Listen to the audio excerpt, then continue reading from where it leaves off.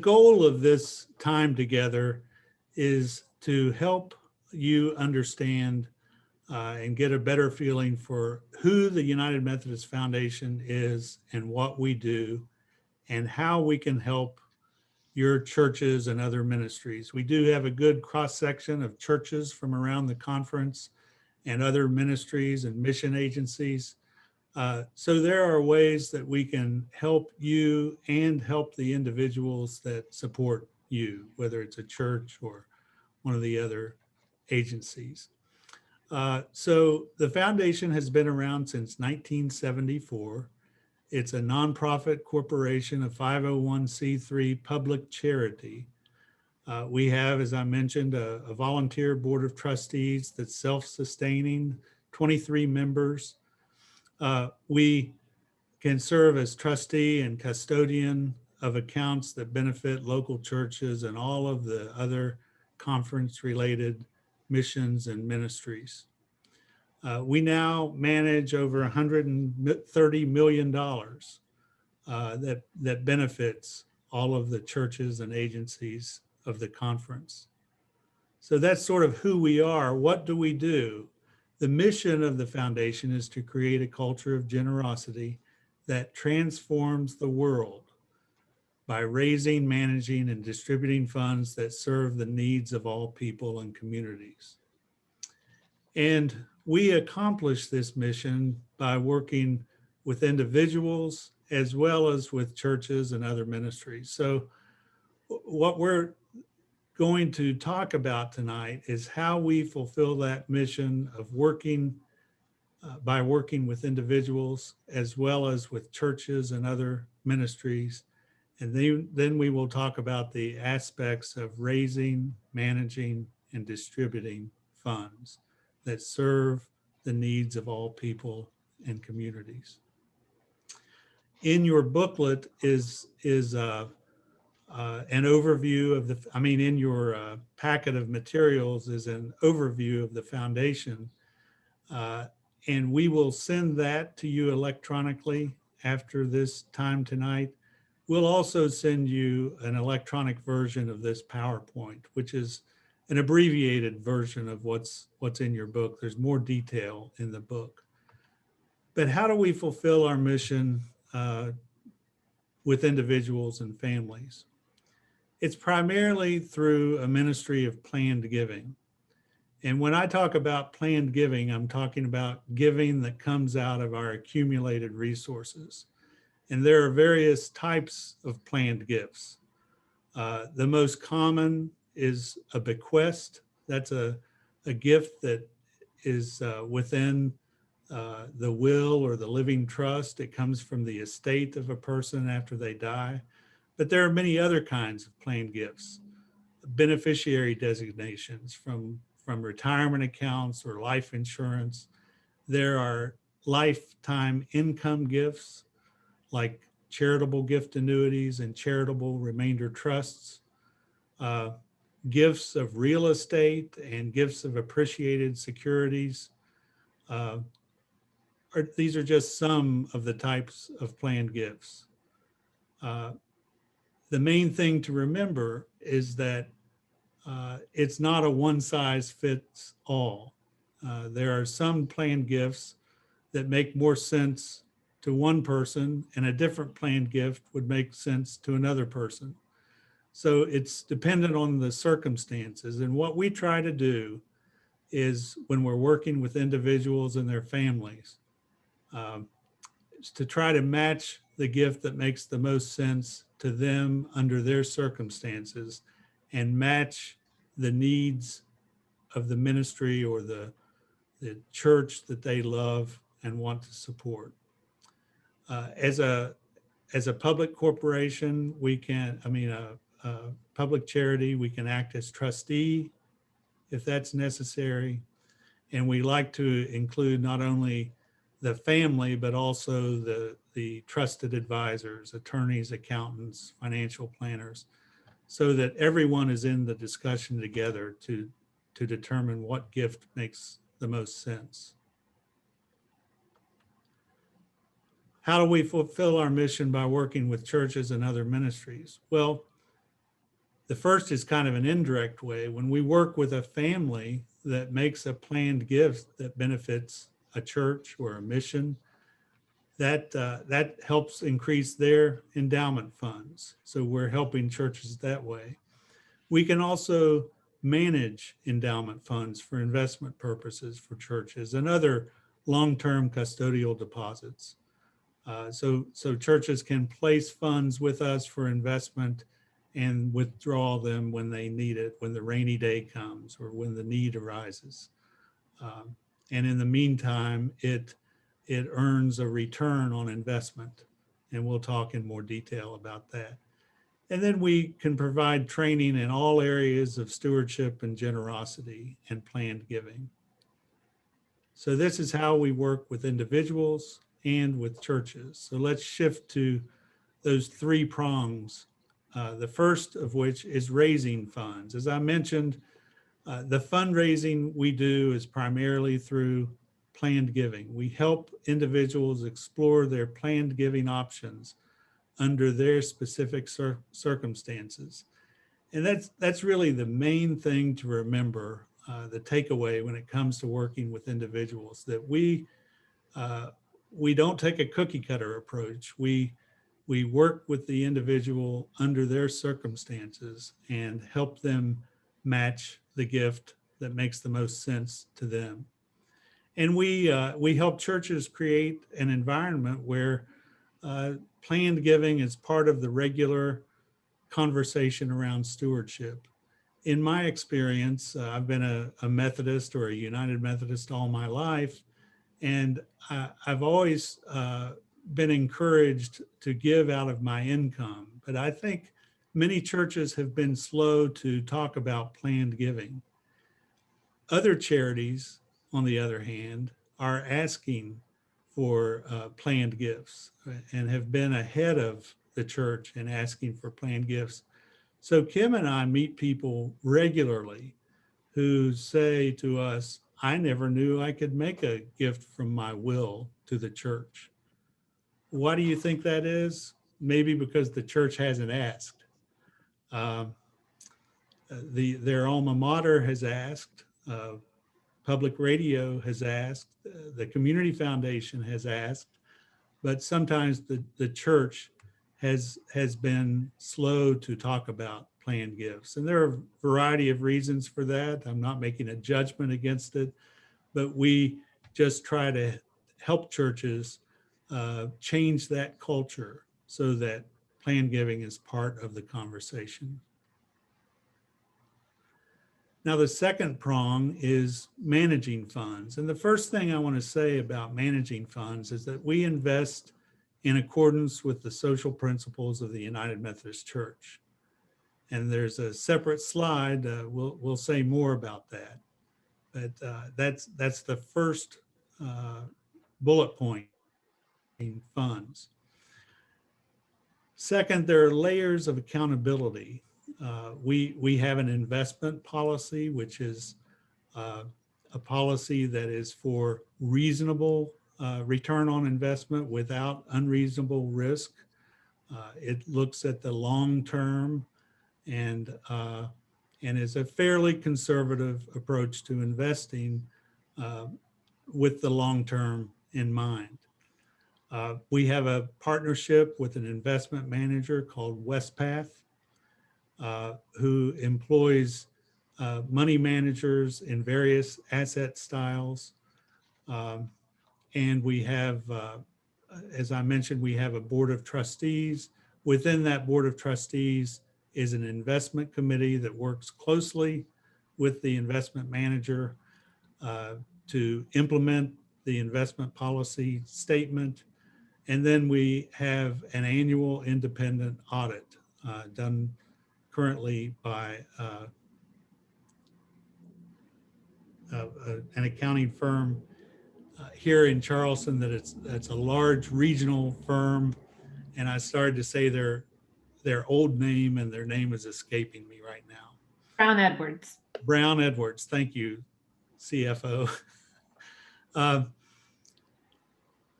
Our audit is always a clean audit, and our audits are available on our website, which is umfwv.org.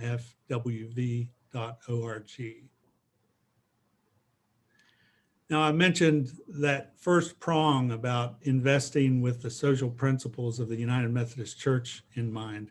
We call that sustainable investing, and there are 4 parts of sustainable investing. The first part is negative screening. In other words, there are certain things that we do not invest in because of who we are as United Methodist investors. We don't invest in companies that derive a significant portion of their revenues from the sale, distribution, or production of gambling, tobacco, pornography, alcohol, weapons, or private prisons. We've just drawn a line in the sand and said these are things we don't want to be involved in with the church's money. So our investment managers agree to screen out those companies. But that's not all that's involved in sustainable investing. We are also active investors. We intentionally invest in companies that have a good track record in terms of how they care for the environment, the social positions they take, and good corporate governance. Along with being active investors, we're engaged with corporate management, joining forces with other United Methodists and like-minded investors to use our collective strength to change how corporations act when necessary. So we join in corporate resolutions and even file corporate resolutions if necessary. And then a part of our fixed income funds is in a positive social purpose lending program that provides funds for housing, affordable housing that improves the lives of the poor, some of which are in West Virginia. Now I'll turn it over to Kim to talk some more about managing funds. Kim? Thank you. On your screen, you'll see what we like to call a flow chart. And that's because, or a continuum, because the types of accounts we have at the foundation can roughly be categorized, but they really are custom designed to meet the needs of ministry. But to give you an idea of how it works, let's start on the right-hand side with custodial accounts. A custodial account is an on-demand account usually that a church or a charity can start with the foundation as an investment fund. Think of it as it's often used as a reserve fund. We are taking care of it and investing it for you. An example of a custodial account might be a church that has a fund that for maintenance. And when the boiler blows up, they don't have to take the cost to repair it out of the normal budget. They can call us and say, we need to have a withdrawal of our part of our custodial account to cover this boiler expense, because people need to be warm in church and we have to fix it, but we don't want to take it out of our regular budget. It's a way to invest funds. On the other hand, on the left-hand side is an endowment. That's a perpetual account. That's an account where the principal is invested for growth and not spent, and the income is spent for ministry. Those usually most often distribute automatically, although any of the accounts can be on-demand or automatic distribution accounts. As an example of an endowment, if you've been to annual conference, you may have heard of the Virginia Higgins Fund. That was a fund set up by a retired teacher in the 70s. And it provides grants every year to Burlington, United Methodist Family Services, and grants to churches and other agencies that apply for help with senior services and ministry with people who are differently abled or with children. That fund started with $1 million. It has distributed over $1 million, and it's now has a value of over $1.5 million. That's how an endowment works. It's money set aside for future ministry, to fund ministry every year. And in between that is a hybrid account. A hybrid account is most often treated like an endowment, but it has a clause that allows for distribution of principal. So maybe a church wants to have a fund that they set aside, where they set the principal aside to not use, but they know that the roof might blow off and maybe their insurance won't completely cover it and they need to be able to access the principal. So that's a hybrid account. Most often a hybrid account has a bigger gatekeeping mechanism to touch the principal. So maybe church conference has to approve it. But the church has access to all the funds provided they meet that extra requirement that they've placed in the agreement. To mention agreements, all of our accounts have custom designed agreements. We talk with the person at the church or the agency that has an idea of how the agreement should be, what the needs are, and we write that agreement, and we send it back and forth as a draft to work on it until it meets the needs of ministry or it meets the needs of the donor. I'm going to talk in a minute about investments, but our investment manager, Jeff mentioned, Westpath Institutional Investments, has over 40 different money managers, each investing in a different style with hundreds of different stocks. One of the strengths of our investments is a wide diversification of assets. You have a choice of 4 investment funds or a combination of them, and the church or agency can always change its mind and move the funds. We'll talk about what those funds are. Our goal is reasonable returns for a low fee, which is 0.75% of the market value per year. You don't see that as an invoice that hits the returns before they hit the account. And Jeff's already mentioned that part of our DNA as a foundation is that we practice sustainable investing. We do have 4 investment funds, and when you work with and travel with Jeff Taylor, you tell Jeff Taylor jokes. So one of them is those funds are named after vitamins: A, B1, B2, and B3. Fund A is a fixed income fund, which means it has all fixed income assets such as bonds. There's no stock in Fund A. B1, B2, and B3 are balanced funds, with the theory being that as bonds do well, stocks might not, and as stocks do well, bonds might not. So they are balanced. And B1 is 40% stock, B2 is 50% stock, and B3 is 65% stock. So as the church decides on how to invest the funds, they can choose which fund or combination of them best meets their needs. So you could invest in half in Fund A, half in B1, and you would have a 20% stock investment.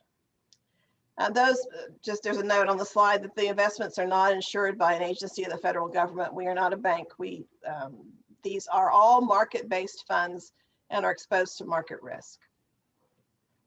Speaking of the market, here are the returns from last year: a 3, a 5, and a 10-year average.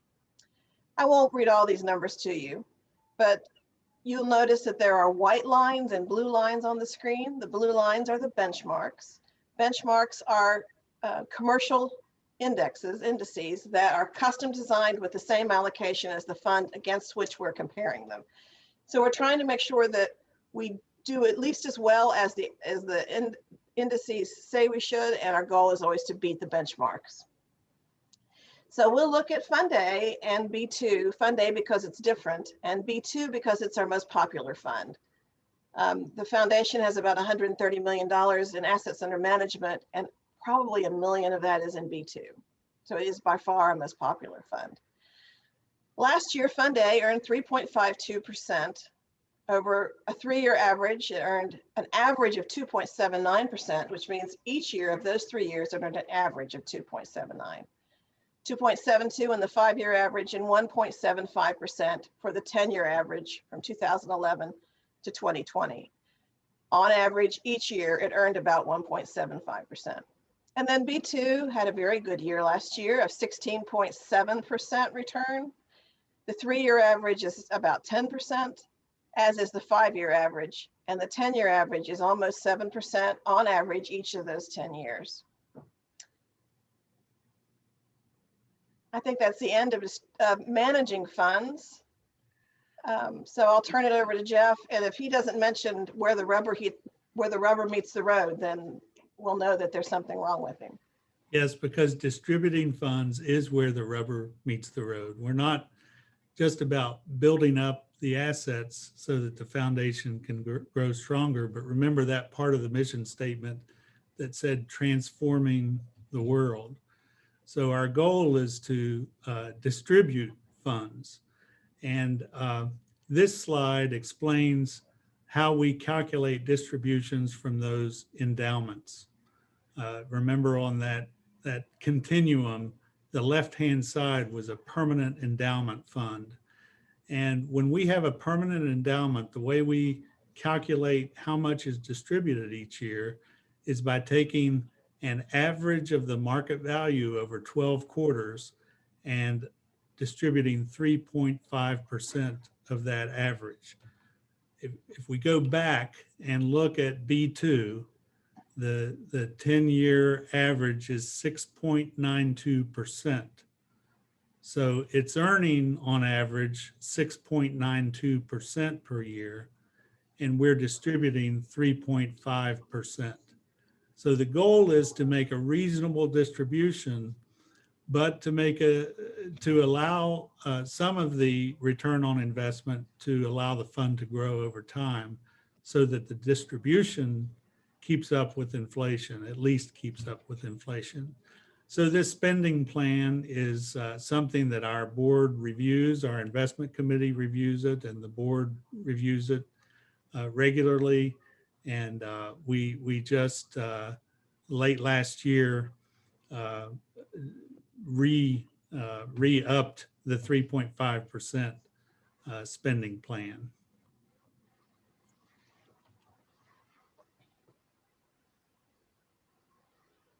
We also make distributions as directed by the donor. So we have donor-directed funds. And last year, we distributed over $4.8 million. These distributions came from some of the automatically distributed endowments, demand distributions from custodial accounts, those investment accounts that are demand accounts that were on the right-hand side of the continuum. Foundation grants. The foundation is committed to a grant program. And each year when we set our budget and we anticipate what our revenue is going to be, we tithe our revenue. So we put 10% of our anticipated revenue in a grant budget. And then we have a grant process with an application, and churches and other ministries make application for the grants. And we have a grants committee that'll be meeting for the first round of grants for this year next month. And that works out to over $100,000 a year. In addition to those budgeted grants, we put a cap on what we want to have in reserves. So we believe it's necessary to have healthy reserves to cover us in a down market, to cover our operating expenses. But when those reserves exceed a certain amount, the Board of Trustees makes grants out of those reserves. So some examples of those grants are the 2016 floods. When that happened, our board got together and decided that we would grant $300,000. And so that was distributed based on recommendations from the bishop and cabinet to churches that suffered losses that were uninsured and otherwise would have, I don't know where the funds would have come from. Another example is this past year, during the height of the pandemic, or the depth, if you will, our board set aside a separate $100,000 fund for the bishop and cabinet to use to help churches with directly COVID-related issues. So we're really committed to the understanding that we're about distributing funds that make a difference. We also provide leadership training in all aspects of stewardship and generosity. We don't do that to make money. We do that to help individuals and churches gain a better understanding around all aspects of stewardship and generosity and the theology around generosity. You have heard us tonight, and this is the staff, myself and Kim and Susanna and Becky. As I mentioned, we're governed by a volunteer board of trustees. This is actually the board of trustees from 2018 because, you know, in a pandemic, we didn't get to gather and have a new picture taken. But I introduced Lynn Dotson earlier. He's the chair of the board. The bishop is our honorary chair, and you can see her seated on the front row in the center there. And we're honored that our bishop takes that role seriously. She's committed to the ministry and participates and provides leadership, and we covet her participation in our board. Every district is represented on our board, and we try to be diverse in every way that we can be in board leadership. And this is how you can contact us. You can email us, find us on Facebook, call us, fax us. Please feel free to contact us, reach out to us, and let us be your resource.